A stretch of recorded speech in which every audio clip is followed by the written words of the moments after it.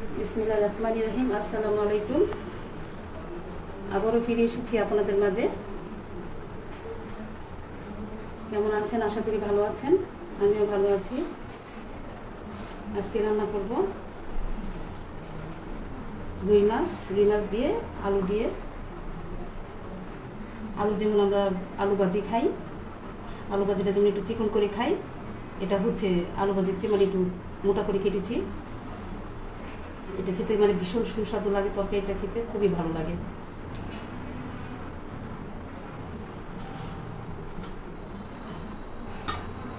এখন আমি এই রুই মাছগুলো আমি খুব ভালোভাবে ধুয়ে নিয়েছি লবণ দিয়ে 5-6 বার। এখন আমি এগুলো ভাজবো তেলে। এখানে আমি দিয়ে দিচ্ছি হলুদের গুঁড়া,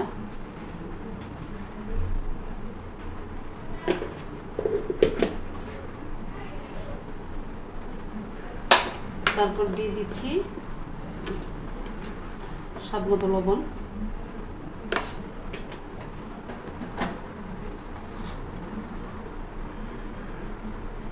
ভাজার জন্য আমি একটা তাও বসিয়ে দিয়েছি আর চুলার আঁচটা একটু মিডিয়ামে রেখেছি যেন মাছগুলো আমার না পুড়ে যায়, সেজন্য। এখন আমি তেল দিয়ে দিব, সয়াবিন তেল।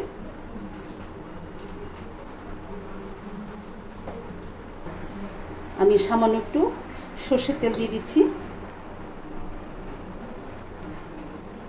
এটা দিলে হয় কি মানে খেতে ভালো লাগে। আমি সবসময় মাছ ভাজতে একটু সর্ষের তেল দিই, আমার কাছে খুবই ভালো লাগে।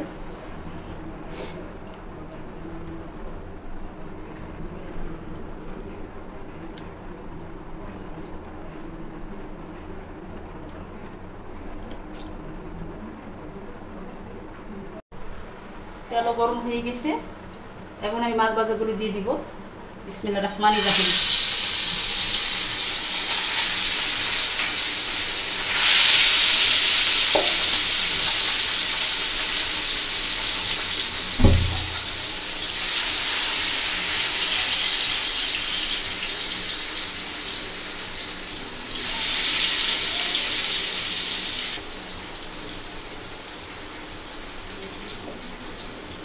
সবগুলো একসাথে মাছ দিবেন না, তাহলে ভেঙে যাওয়ার সম্ভাবনা থাকে, আর মাছটা নাড়া দিতেও মানে অনেক কষ্ট হয়। তার জন্য একটু কম দিলাম, পরবর্তীতে আবার দিব।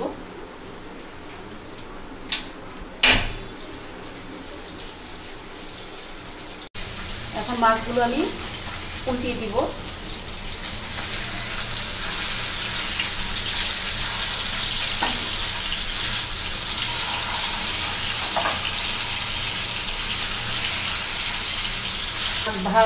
ভাজতে গেলে যদি লেগে যায় মাছ, তা একটা কাজ করবেন, এই তেলের মধ্যে একটু আটা ছিটিয়ে দিলে বা একটু লবণ দিলে মাছটা উঠাতে কষ্ট হয় না।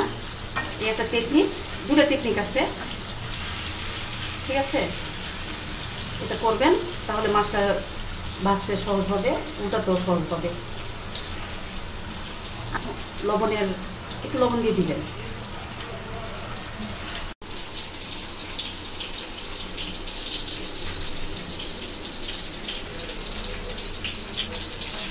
এখন মাছগুলো আমি তুলে নিব, ভাজা হয়ে গেছে। আমি মাছটা বেশি ভাজলাম না, কারণ মাছের তরকারি রান্না করতে গেলে আমি যেটা করি ভাজি না, কড়া করে ভাজতে হয় কি মাছের ভিতরে মানে মশলাটা প্রবেশ করে না, সেজন্য। আর যদি একটা মাছ ভাজা খেতে চাই তাহলে মতো করে ভাজি, সেটা আলাদা বিষয়। কিন্তু এমনি আমরা মাছের তরকারি রান্না করলে মাছটা একটু হালকা একটু কম ভাজি, খেতেও ভালো লাগে এবং মশলাটার ভিতরে প্রবেশ করে। এখন মাছগুলো উঠিয়ে নিব আমি। এখন এই মাছগুলো দিয়ে দিব।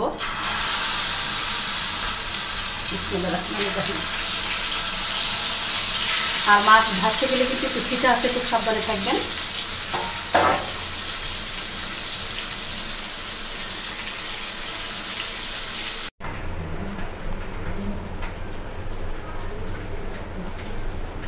আমি একটা তাওয়া বসিয়ে দিয়েছি, তাওয়াটা বেশ গরম হয়ে গেছে। এখন আমি তেল দিয়ে দিব।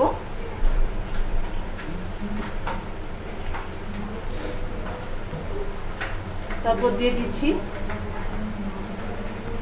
পেঁয়াজ কুচি,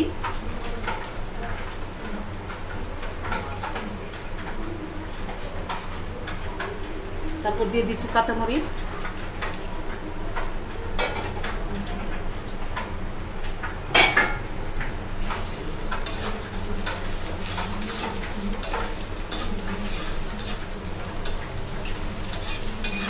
পেঁয়াজটা ভালো করে ভেজে নিব।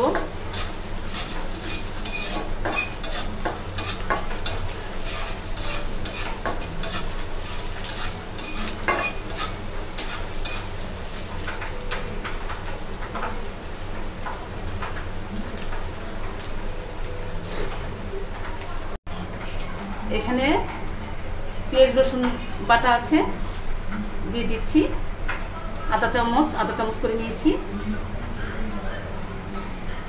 তারপর দিয়ে দিচ্ছি আদা বাটা, আমরা একটু বড় মাছে আদা বাটা খাই,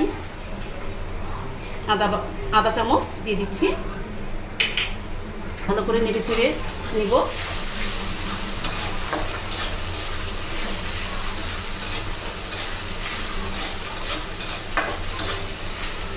দিয়ে দিচ্ছি এখানে আমি হলুদের গুঁড়া নিয়েছি আধা চামচের মতো, আর শুকনো মরিচের গুঁড়া নিয়েছি আধা চামচের মতো, আর এখানে নিয়েছি ধনিয়ার গুঁড়া আধা চামচ, একটু বেশি নিয়েছি কারণ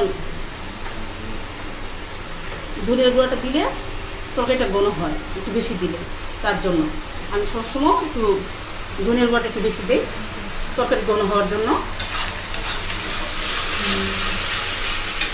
এখন দিয়ে দিচ্ছি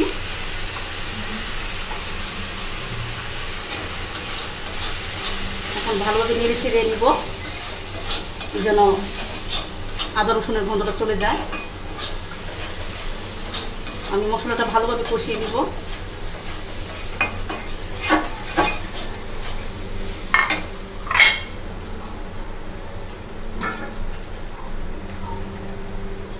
পানি,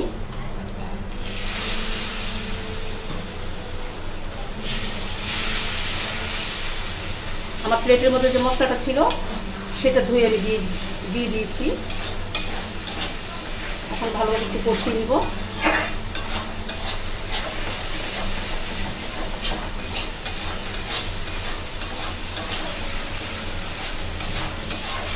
মশলাটা ভালোভাবে কষিয়ে নিলে তরকারিটা খেতেও ভালো লাগে। দিয়ে দিচ্ছি স্বাদ মতো।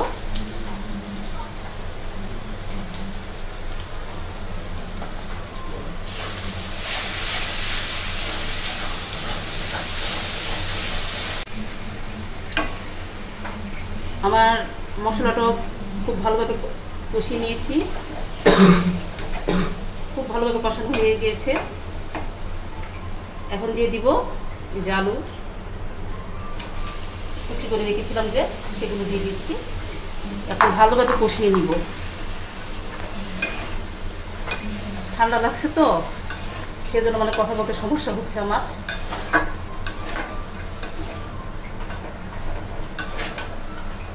খুব ভালোভাবে কষিয়ে নিব। এখন দিয়ে দিব একটু জিরার গুঁড়া,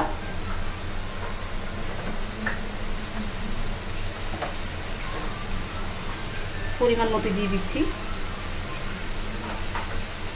আর একটু দিয়ে দিচ্ছি। এটা আমি কাঁচা জিরা দেইনি, এই জিরাটা আমি ভেজে তারপর ব্লেন্ডার জারে ব্লেন্ড করে আমি সবসময় রেখে দিই আমার সুবিধার জন্য, কারণ সময় ওঠে না, সারাদিন বাচ্চা দিনে দৌড়দৌড়ি করি স্কুলে কলেজে, তার জন্য।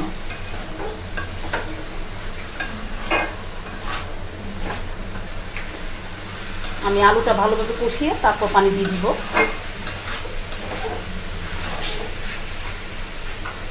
আমি আরেকটা কথা বলবো আপনাদের দর্শক, যদি ভালো লাগে তাহলে আমার কথাগুলো শুনবেন, আর যদি ভালো না লাগে স্কিপ করে চলে যাবেন। কথা হচ্ছে আমার চ্যানেলটা আসলে নতুন, 8 মাস হয়ে গেছে। আমার জন্য দোয়া করবেন, আমি যেন অনেক দূর এগিয়ে যেতে পারি, আমাকে সাপোর্ট করবেন আপনারা। আমার অনেক শখ, মানে ছোটোবেলা থেকে জানি একজন ইউটিউবার হবো। আর রান্না কতটুকু পারি জানি না, কিন্তু যতটুকু রান্না পারি আমার আসলে মার কাছ থেকে শিখেছি। পড়ালেখার পাশাপাশি পড়াশোনাও বেশি করিনি, ইন্টারমিডিয়েট পর্যন্ত। আর রান্না আমার মা রান্না খুব ভালো জানে। আমার বাড়ি মুন্সিগঞ্জ। আর রান্না আমার হাজব্যান্ডও খুব পছন্দ করে আমার রান্না, আমার ছেলেরাও পছন্দ করে, আমার আত্মীয় স্বজন সবাই পছন্দ করেন আমার এই রান্না। আমার শ্বশুর খুব পছন্দ করতো, আমার শ্বশুর আমাকে মানে খুব ভালোবাসতো। আমার শ্বশুর মারা গেছে আসলে। আমার শ্বশুরবাড়ির মতো আমার শ্বশুরের সবচেয়ে আমাকে আদর করতো। আমার শ্বশুর মারা গেছে আসলে, আমাকে এখন কেউ আদর করে না, ঠিক আছে, আদরও পাই না। তবে আমার শ্বশুর জন্য সবাই দোয়া করবেন, ওনার জন্য জান্নাতবাসী হয়। আর অনেক কিছু আসলে রান্নার সাথে সাথে অনেক কিছু বলে ফেলেছি আপনাদের, যদি কোনো ভুল করে থাকি ক্ষমা দৃষ্টিতে দেখবেন। আমি আবারও বলছি, আমাকে সাপোর্ট করবেন আপনারা, আমি যাতে অনেক দূরে এগিয়ে যেতে পারি। এখন আমি পানি দিয়ে দিব। বসানো তো হয়ে গেছে আমার খুব ভালোভাবে। বিসমিল্লাহির রহমানির রহিম। আর পানি দিব না, এতটুকু চলবে আমার। বেশি দিলে আবার তরকারিটা মানে একটু পানসা পানসা লাগবে, খেতেও ভালো লাগবে না। আমি পরিমাণ মতো দিয়েছি তরকারির ঝোলটা। এটা এতটা রাখবো না, অনেকটা শুকিয়ে নিতে হবে আমার। এখন একটু ঢেকে দিব, পরে মাছগুলো দিয়ে দিব।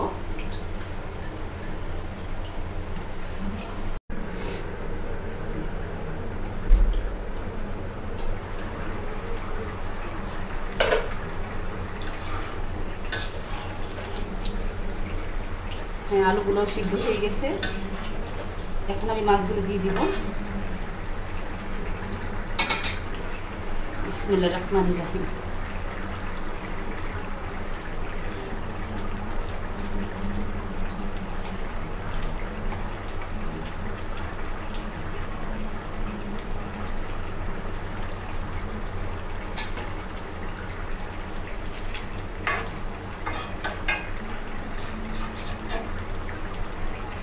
মাছগুলো দিয়ে দিয়েছি, এখন একটু ঢেকে দিব।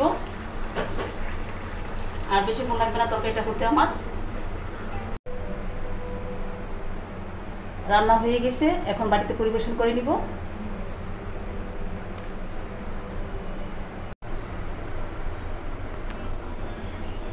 দর্শক, আমি আলু দিয়ে রুই মাছের তরকারি রান্না করেছি।